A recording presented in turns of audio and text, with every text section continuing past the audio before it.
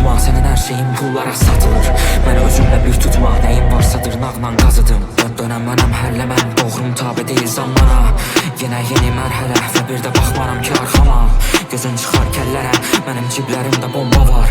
İnanmaram zəllərə, nəyi istədimsə allaram. İşim gücüm boş yalan, mən də inanmaram onlara. Girib əyri yollara, istəmə çıxmaq düz sonlara. Düşsəm pis olmaram, qalxmışam dibdən düz toplara. Səhvdən düz toplaram, azı razı ol və qalx çoxlara. Qırıb parlar ışıq, biz az yanmamışıq, var boş danışıq.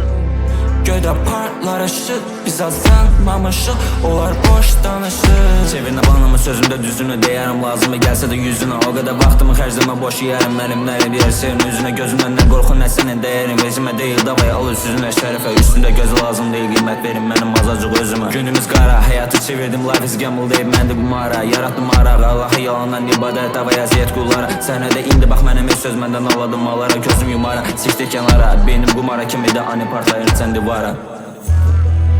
Qırıb parlar ışıq, biz az yanmamışıq, var boş danışıq. Göydə parlar ışıq, biz az yanmamışıq, onlar boş danışır. Qırıb parlar ışıq, biz az yanmamışıq, var boş danışıq.